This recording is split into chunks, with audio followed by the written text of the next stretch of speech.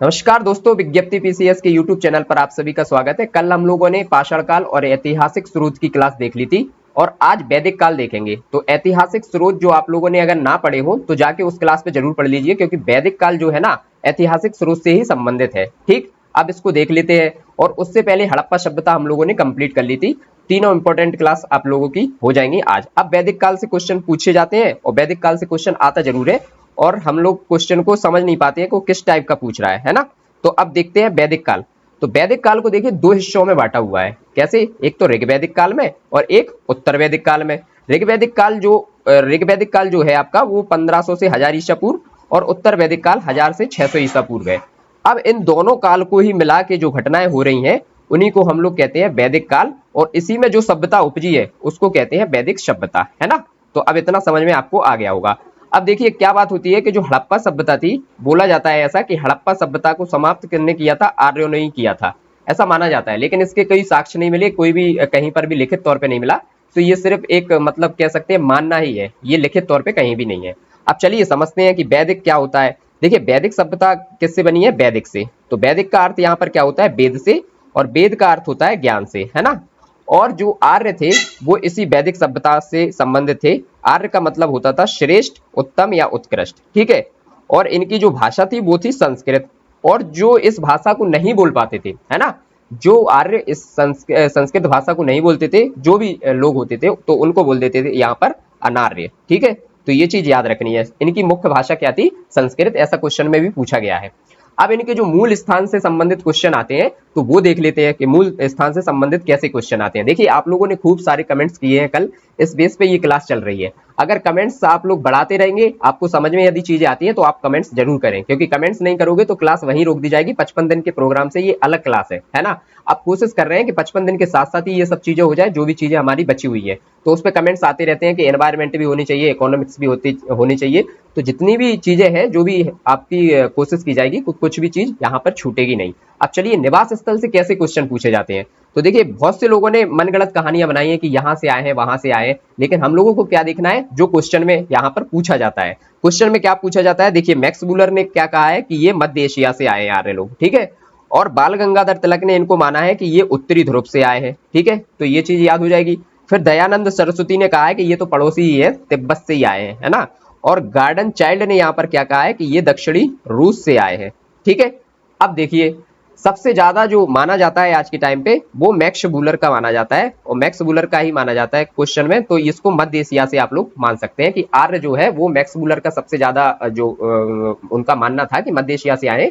उसी को किताबी भाषा में भी सबसे ज्यादा माना गया है कि हाँ आर्य जो है वो मध्य एशिया से आए हैं, और हम लोग भी जो पढ़ते हैं वो यही पढ़ते हैं कि मध्य एशिया से आए हैं। अब देखते हैं कि और क्वेश्चन कहाँ से आए थे, किस टाइप के क्वेश्चन इसमें पूछे जाते हैं, है ना। जो अपना वैदिक सभ्यता है इससे और कैसे क्वेश्चन पूछे जाते हैं। तो ग्रामणी से एक क्वेश्चन पूछा गया था आपका कि गांव के मुखिया को क्या कहते हैं। तो गांव के मुखिया को कहते हैं ग्रामणी, है। और कर संग्रहकर्ता को क्या बोलते हैं? जो कर का संग्रहण करता है उसको बोलते हैं बागदूत। और संग्रहीता को बोलते हैं कोषाध्यक्ष। जो संग्रह करेगा भाई, उस कोष में जो संग्रह करेगा उसी को कोषाध्यक्ष बोलेंगे। और पुरोहित को क्या बोलते थे? क्योंकि वो धार्मिक प्रक्रियाओं से संबंधित होता था, तो धार्मिक कृत्य करने वाला बोलते थे पुरोहित को। ठीक, इतनी चीजें समझ में आ गई हुई। ये क्या चीज है? ये सारे के सारे क्वेश्चन आए हुए हैं आपके पीवाईक्यू में, तो मैंने इनको एक जगह लिख लिया था।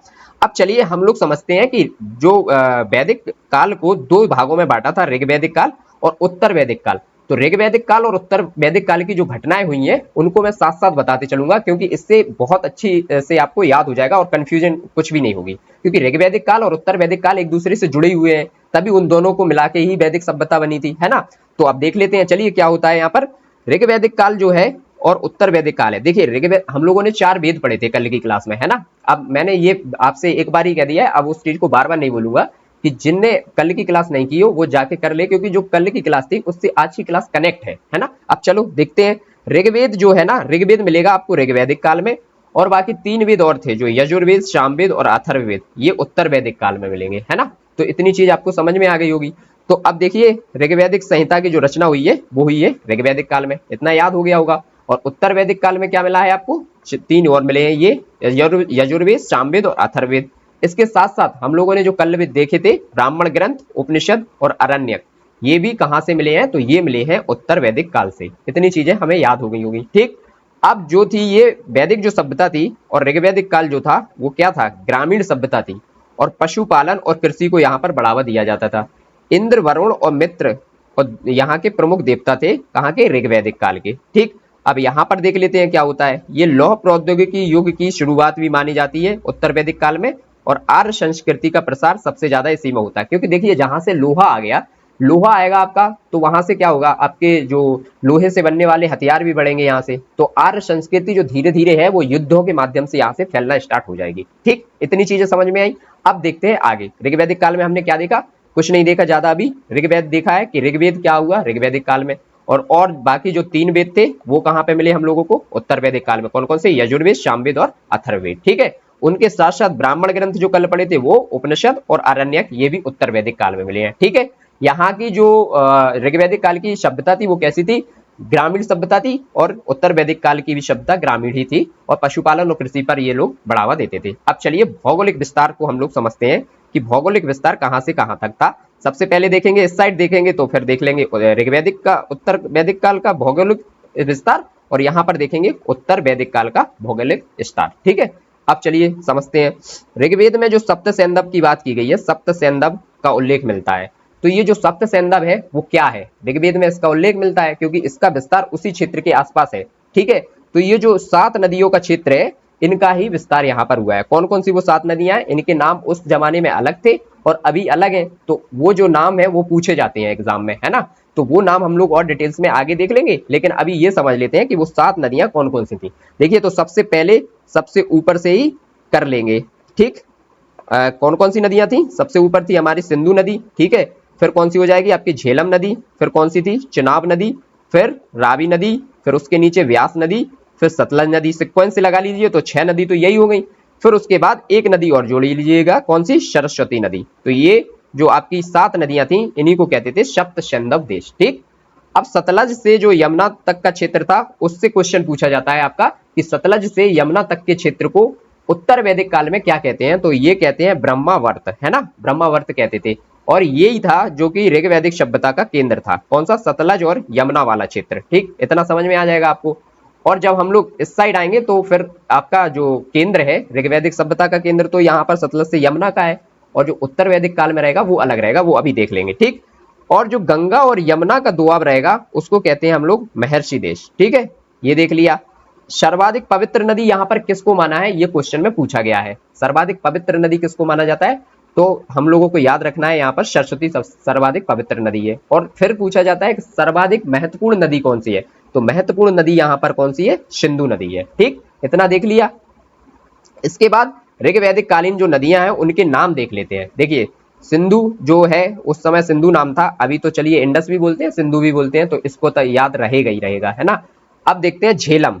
झेलम को उस समय पे क्या बोलते थे, वितस्ता बोलते थे उस समय पे। ठीक, झेलम को बोलते थे वितस्ता, और चिनाव को बोलते थे अश्किनी, चिनाव को बोलते थे क्या, अस्किनी, और रावी को क्या बोलते थे यहाँ पर, परुष्णी, और ब्यास से तो आपको याद ही रहेगा विपाशा, है ना, ब्यास से विपाशा रहेगा, और गोमती थी वो थी उसको बोलते थे गोमल। ठीक, इन नदियों के नाम आपको याद जरूर रखना है क्योंकि ये वही नदियां हैं जो पीवाईक्यू में पूछी गई हैं, इसलिए मैंने इनको सीक्वेंस में लगा के रख लिया। ठीक, अब देखते हैं हम लोग उत्तर वैदिक काल की जो भौगोलिक विस्तार है वो कहां से कहां तक था। तो देखिए, उस समय पे सतलज से यमुना तक था, लेकिन इस समय केंद्र बदल गया, कहां पर हो गया, आप गंगा यमुना वाला क्षेत्र हो गया, गंगा यमुना का जो दोआब क्षेत्र है वो केंद्र बन गया। तो अब ये कहां का चल रहा है, उत्तर वैदिक काल का। ठीक, अब देखिए देखते हैं सतपथ ब्राह्मण का उल्लेख मिलता है इसमें। सतपथ ब्राह्मण में 2 नदियों का उल्लेख और मिलता है, कौन कौन सी, एक तो नर्मदा का और एक गंडक का।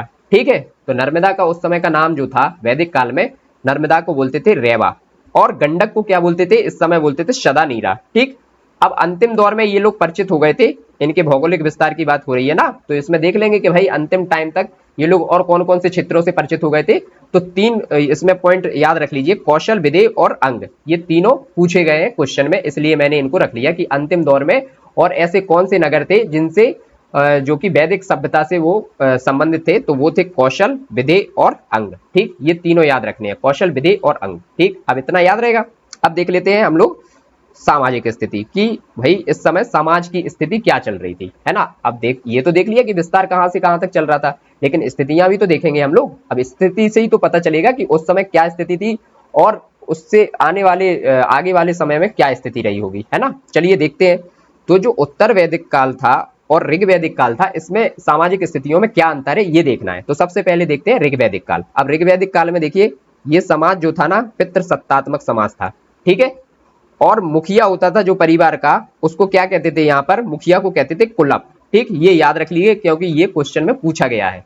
और वर्ण व्यवस्था से संबंधित भी यहाँ पर आपको चीजें मिलेंगी। जैसे ऋग्वेद में जो 10वां मंडल है, 10वां मंडल में पुरुष सूक्त एक चैप्टर है, उसका उसमें मिला है आपको 4 वर्णों का जो है जिक्र हुआ है, ठीक। तो याद रखना है, ये क्वेश्चन में पूछा गया है, कल भी इसका जिक्र हुआ था। तो ऋग्वेद में जो 10वां मंडल होता है उसमें चैप्टर है पुरुष सूक्त, और उसी में मिला है आपको चारों वर्णों की व्यवस्था की का वर्णन किया गया है, ठीक है। इतना याद रहेगा। अब चलिए देखते हैं कि भैया उस समय पे स्त्रियों की दशा क्या थी। स्त्रियों की दशा भी तो हम लोगों को पता करनी है। चलिए देख लेते हैं। तो स्त्रियों की दशा उस समय ठीक थी, मतलब बेहतर कह सकते हैं उस समय। क्यों क्यों बेहतर थी, कैसे पता लगेगा? ये ऐसे पता लगेगा कि जो यज्ञ होता था और जो पुरुष उसमें भाग लेते थे, तो पुरुषों के साथ स्त्रियां भी भाग लेती थी, तो यज्ञ में भाग बराबर पर लेती थी, ठीक है। और शिक्षा भी यहाँ पर शिक्षा भी आराम से स्त्रियां ले सकती थी। तो इस समय स्त्रियों की दशा बेहतर थी। और चीजें क्या थी कि उस समय जो विवाह होता था, तो विवाह के समय कोई भी दहेज वहेज प्रथा स्टार्ट नहीं हुई थी, और सती प्रथा जैसी चीजें भी वहां पर दिखाई नहीं दी। और क्या हुआ कि जो विधवा विवाह था वो दिखाई दिया, कि विधवा विवाह जो होता था वो भी होता था। तो मतलब कह सकते हैं कि भाई स्त्रियों की दशा बेहतर थी। अब देखिए, एक क्वेश्चन आपका पूछा जाता है, यहाँ पर बार बार पूछा जाता है, इसको आप याद रखना कि आजीवन अविवाहित रहने वाली कन्या को क्या कहते हैं? अमाजु। ये क्वेश्चन पूछा गया है आपका। और एक चीज और पूछी जाती है, जो विवाह होता है उसमें जो पवित्र संस्कार होते हैं। देखिए, विवाह है तो वो हिंदुओं में जो क्या माना जाता है, हिंदू में और उस समय आर्य में भी वो पवित्र संस्कार के रूप में माना जाता है। और उस समय जो ऋग्वैदिक काल है, ऋग्वैदिक काल में विवाह में अनुलोम विवाह भी आपको मिलेगा और प्रतिलोम। अब अनुलोम विवाह और प्रतिलोम विवाह बताना तो नहीं पड़ेगा, लेकिन चलिए फिर भी एक एक लाइन में मैं बता देता हूँ। जैसे अनुलोम विवाह जो होता है, उसमें जो लड़का होता था वो उच्च वर्ग का होता था और लड़की होती थी निम्न वर्ग की, ठीक है। तो होता था अनुलोम विवाह। अब प्रतिलोम विवाह क्या होता था? इसी का जस्ट उल्टा होता था। क्या होता था कि लड़की इसमें जो होती थी वो उच्च वर्ग की होती थी और लड़का जो होता था वो निम्न वर्ग का होता था। इतना याद रहेगा। अनुलोम विवाह और प्रतिलोम विवाह वो कौन से में था? ऋग्वैदिक काल में, ठीक है। अब देखिए, नर्तकियों के जो परिधान होते थे, मतलब जो नर्तकियां जो कपड़े पहनती थी, उनसे क्वेश्चन पूछा गया है। उनको पेशज बोलते थे, ठीक है, पेशज, ठीक, ये याद रखना। और वेद को यहाँ पर क्या बोलते थे? ऋग्वैदिक काल में वेद को बोलते थे भिषज। तो इससे भी क्वेश्चन आया है आपका, ठीक है। अब मृतकों की बात करते हैं कि उस समय यदि कोई इंसान खत्म हो जाता था, मर जाता था, तो उसका क्या होता था फिर? तो उसको दोनों चीजें होती थी, जलाया भी जाता था और दफनाया भी जाता था, ठीक है। ये अलग अलग जगहों पर अलग अलग चीजें मिली हैं, कहीं पर जलाया जाता था, कहीं पर दफनाया जाता था, ठीक है। तो ये हो गया हमारा, क्या हो गया, जो समाज की स्थिति वो हम लोगों ने देख ली। अब समाज में हम लोग देखते हैं उत्तर वैदिक काल जो है उसकी समाज की स्थिति क्या थी इस समय। देखिए, दोनों को देखेंगे और क्वेश्चन वहां पर पूछे जाएंगे जब, तो क्वेश्चन में हम लोग बिल्कुल भी कंफ्यूज नहीं रहेंगे। ऋग्वैदिक काल में क्या चल रही है सामाजिक स्थिति और उत्तर वैदिक काल में क्या चल रही है, ये हमें बिल्कुल एकदम स्पष्ट और क्लियर रहेंगे हम लोग इस पे।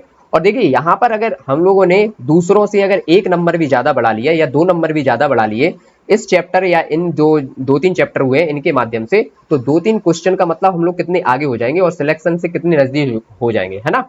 तो अब देखना है कि उत्तर वैदिक काल की सामाजिक स्थिति देख लेते हैं। तो देखिए, वर्ण व्यवस्था अब यहाँ पर क्या हो गई, ये कठोर हो गई। अब क्यों कठोर कैसे हो गई? जैसे जो वर्ण व्यवस्था होती थी, जो इस ऋग्वैदिक काल में होती थी, वो कर्म पर आधारित थी, है। अब लेकिन इधर पर क्या हो गया, कर्म पे आधारित नहीं है, यहाँ पर हो गई है ये जाति पर आधारित। तो ये हम लोगों ने समझ लिया कि भाई अब वर्ण व्यवस्था यहाँ पर कठोर हो चुकी है, वो कर्म पे आधारित नहीं रही है, वो अब जाति पर आधारित हो गई है। और व्यवसाय भी अब जब जाति पर आधारित वर्ण व्यवस्था हो गई, तो व्यवसाय कैसे हो जाएंगे? यहाँ पर व्यवसाय भी अनुवांशिक हो जाएंगे, है ना। ये हो गया।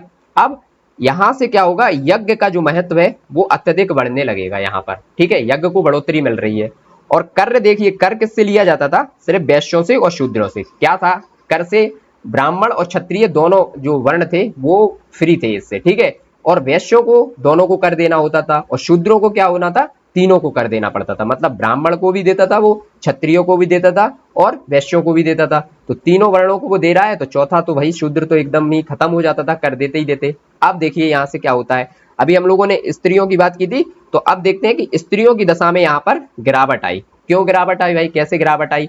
तो जो पैतृक संपत्ति होती थी वो अधिकार पहले हम स्त्रियों के पास होता था, यज्ञ और शिक्षा का अधिकार होता था, लेकिन अब यहाँ पर जो पैतृक संपत्ति का अधिकार है वो यहाँ पर छिन गया उत्तर वैदिक काल में। तो अगर क्वेश्चन आता है कि भाई स्त्रियों की दशा में कहां से गिरावट स्टार्ट हुई है, तो ये हम लोगों को बताना है कि भाई ये ऋग वैदिक काल में नहीं हुई है, ये कहां से हुई है, स्त्रियों की गिरावट हुई है, स्त्रियों की दशा में जो गिरावट आई है वो आई है हमारी उत्तर वैदिक काल से। ठीक है, अब चलिए आगे देखते हैं।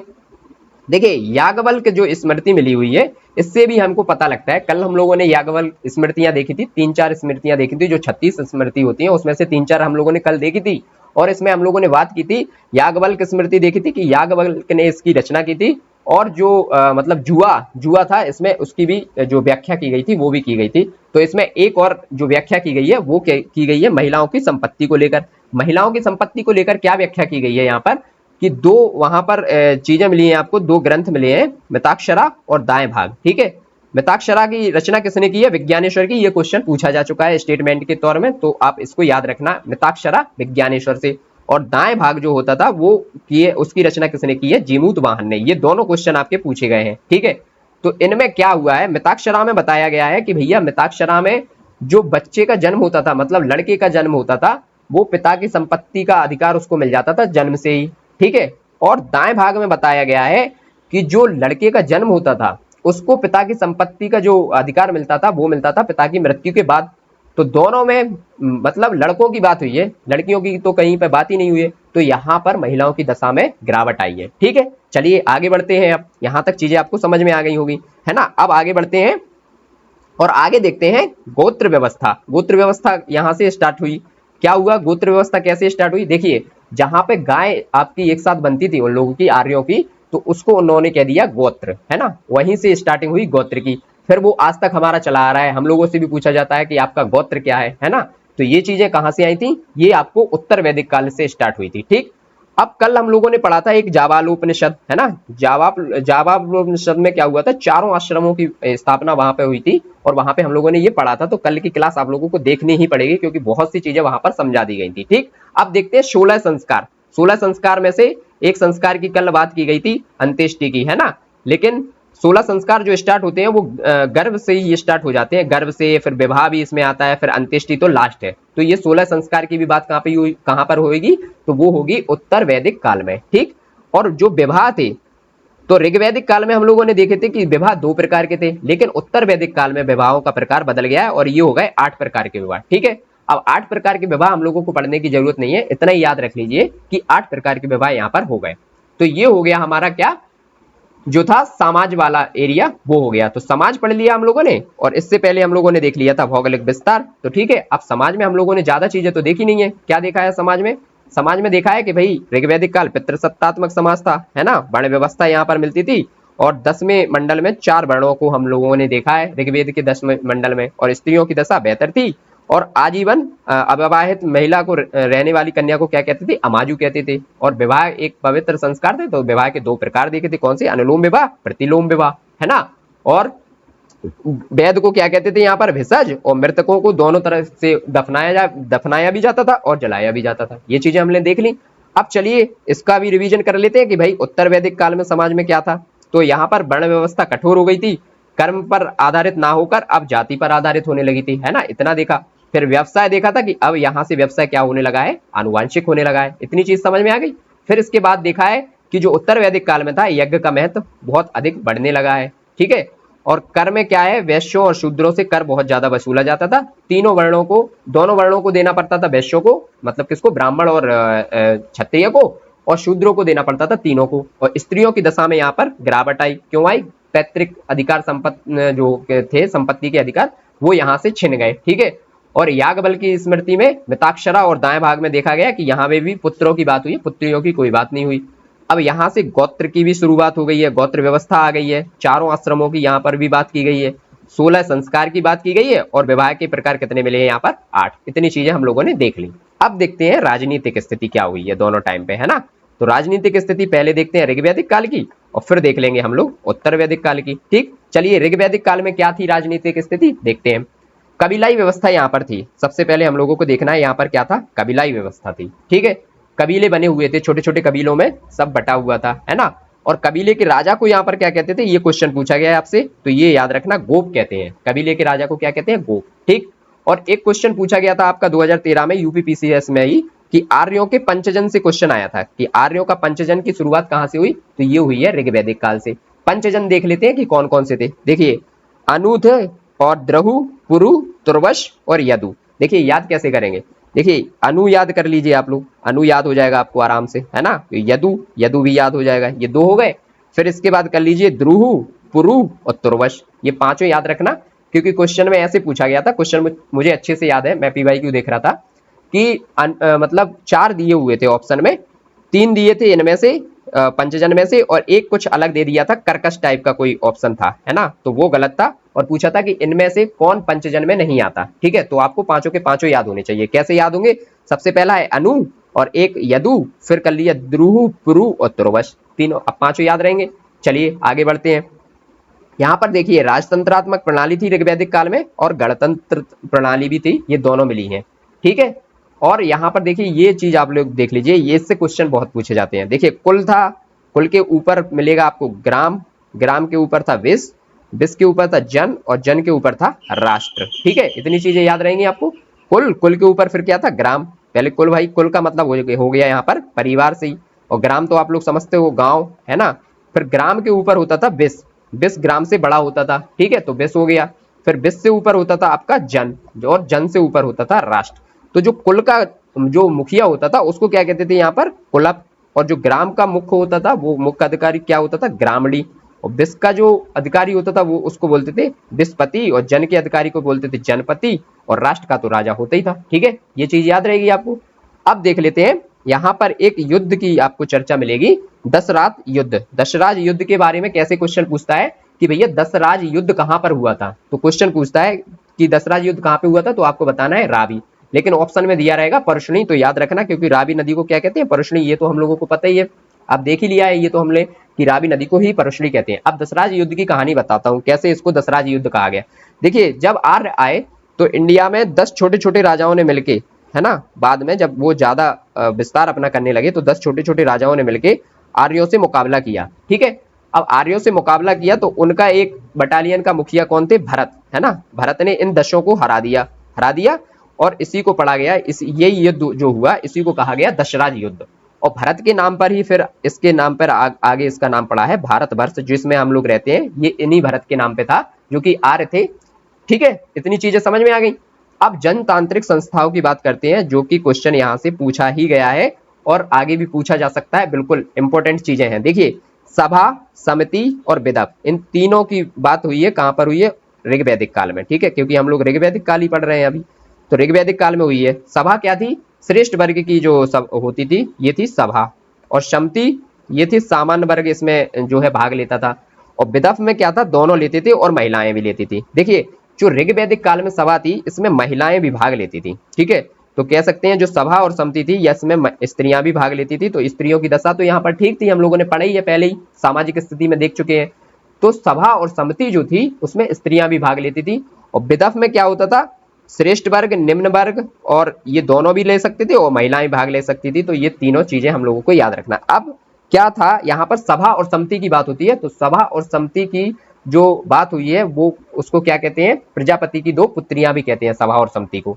तीसरी बात इससे क्या याद रखना है कि ये अथर्ववेद में इसकी बात की गई है, सभा और समिति की। ठीक, ये चीज हम लोगों को फैक्ट याद रखना है, कल बात हुई थी इसलिए मैं यहाँ पर लिखा नहीं हूँ। ठीक, अब भूमि का जो स्वामित्व होता था वो किसके पास होता था, यहाँ पर जनता के पास, ना कि राजा के पास। देखिए कितनी अच्छी चीज थी कि भूमि का जो स्वामित्व है तो वो जनता के पास है।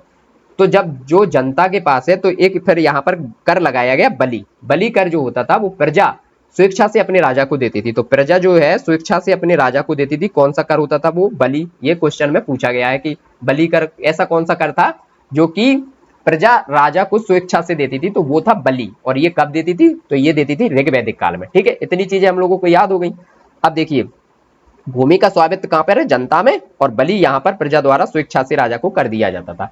अब देख लेते हैं हम लोग उत्तर वैदिक काल। उत्तर वैदिक काल में देखते हैं कि यहाँ पर राजनीतिक स्थिति क्या थी। ठीक है, देखिए यहाँ पर तो कबीलाई स्थिति थी, कबीलाई व्यवस्थाओं में बटा हुआ था, लेकिन यहाँ पर फिर क्षेत्रीय राज्यों का उदय होने लगा। क्यों क्यों होने लगा उदय, भैया यहाँ पर लोहा आ गया है, लोहा, लोहा से चीजें कितनी कनेक्ट की जा सकती हैं। देखिए सबसे पहले तो यहाँ पर कृषि की भी स्थिति सुधरेगी क्योंकि लोहा आ गया, अब हल लोहे के बनने लगे होंगे, है ना। क्या हुआ, लोहे की बात यहाँ पर हुई है, ठीक है। लोहे से क्या हो सकता है, देखिए कृषि आई, कृषि में हम लोगों ने बात कर ली कि कृषि आएगी यहाँ पर, कृषि, कृषि आ सकता है लोहे से। लोहे से जो युद्ध में जो हथियार यूज होते हैं वो बढ़ेगा। तो जब ये सब चीजें बढ़ेंगी भैया तो क्षेत्रीय राज्यों का विस्तार तो होगा ही होगा, है ना। इतनी चीजें तो हमें समझ में आई गई।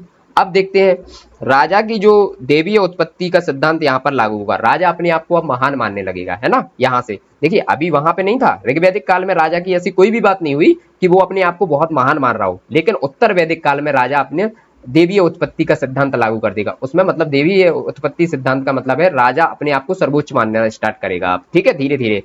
अब देखिए वहां पर क्या था कि राजतंत्रात्मक प्रणाली और गणतंत्र प्रणाली दोनों थी, लेकिन उत्तर वैदिक काल में सिर्फ और सिर्फ आपको राजतंत्रात्मक प्रणाली दिखेगी, ठीक। इतनी चीजें समझ में आई। अब जब राजतंत्रात्मक प्रणाली दिखेगी तो इनको बड़े बड़े नाम दिए जाएंगे। तो देखिए जो मध्य में नाम दिया जाएगा वो क्या दिया जाएगा, मध्य वाले क्षेत्र में उसको कहा जाएगा राजा, ठीक है, मध्य में। और उत्तर में क्या कहा जाएगा, तो विराट कहा जाएगा, उत्तर में विराट, है ना।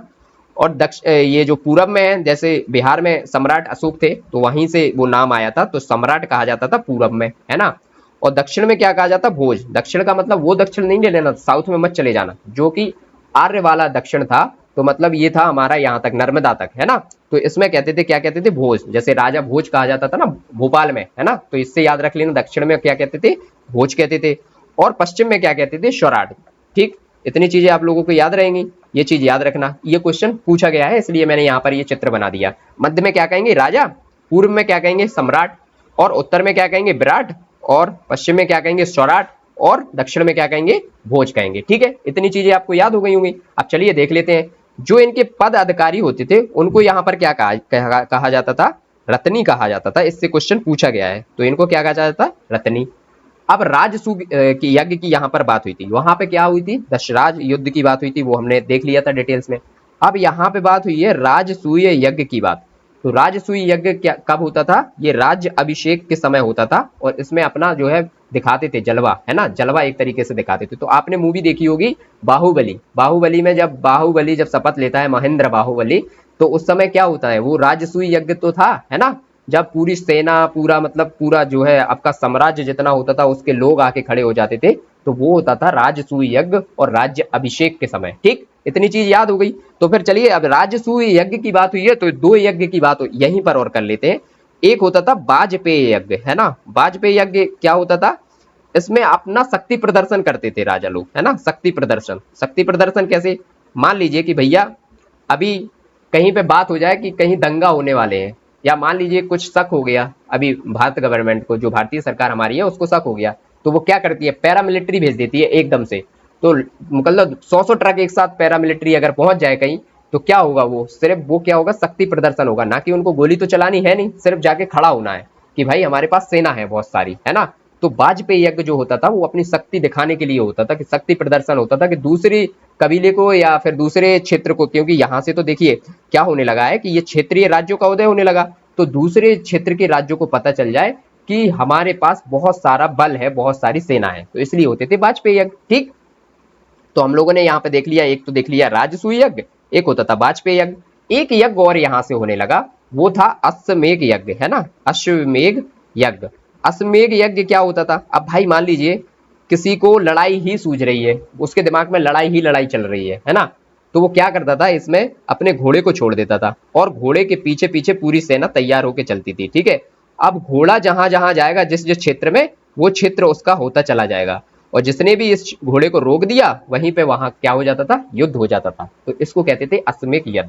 तो आप लोगों ने तीनों यज्ञ देख लिए हैं, राजसूय यज्ञ, वाजपेयी यज्ञ और अश्वमेध यज्ञ। इन तीनों से क्वेश्चन पूछे गए, इसलिए मैंने यहाँ पर बात कर दी। अब देखिए यहाँ पे क्या हुआ, सभा और समिति जो थी वो तो ठीक है, अभी भी है उत्तर वैदिक काल में, लेकिन जो विदव था, विदव जो था, इसको यहाँ पर समाप्त कर दिया गया, ठीक है। और सभा में भी जो स्त्रियों की सभा और समिति में पहले भाग लेती थी ऋग्वैदिक काल में, अब वो उत्तर वैदिक काल में स्त्रियों का प्रवेश जो है यहाँ पर वर्जित कर दिया जाएगा, यहाँ पर रोक लगा दी जाएगी। तो स्थितियां देखिए लगातार जो स्त्री, जो महिलाओं की स्थिति है वो गिर रही है कि नहीं गिर रही है यहाँ पर। चलिए अब देखते हैं आगे और क्या होता है। राजा न्याय का सर्वोच्च अधिकारी माना जाने लगा। पहले सभा और समिति में ही न्याय होता था, लेकिन अब यहाँ से क्या हो जाएगा, राजा सर्वोच्च अधिकारी माना जाएगा। और यहाँ पर देखिए अब फिर क्या होता था, बलि जो ऋग्वैदिक काल में बलि क्या देती थी, प्रजा स्वेच्छा से राजा को देती थी, उसी को बलि कर कहते थे। लेकिन जो यहाँ पर बलि कर है उत्तर वैदिक काल में, अब ये नियमित कर बन गया कि भैया हमको चाहिए ही चाहिए है ना। राजा बोलने लगा कि हमको कर चाहिए है, और कितना चाहिए, आय का 1/16वां भाग। बताइए यहाँ पर आय का 1/16वां भाग। तो ये क्वेश्चन पूछा गया था कि बलि कर जो था वो आय का 1/16वां भाग कौन से काल से स्टार्ट हो गया, तो ये उत्तर वैदिक काल आप लोग याद रखना। ठीक, अब देख लेते हैं आर्थिक स्थिति की आर्थिक स्थिति यहाँ पर क्या है। ठीक है, चलिए आर्थिक स्थिति में क्या है, आर्थिक स्थिति को समझ लेते हैं। जब इतना कुछ समझ ही लिया है, आर्थिक स्थिति से भी क्वेश्चन बन जाता है, इसलिए देखते हैं। सबसे पहला क्वेश्चन क्या बनता है यहाँ पर कि भैया इनका प्राथमिक जो वो था वो क्या था, पशुपालन इनका प्राथमिक कार्य था। ठीक है, और द्वितीय कार्य क्या था यहाँ पर, तो द्वितीय कार्य था कृषि।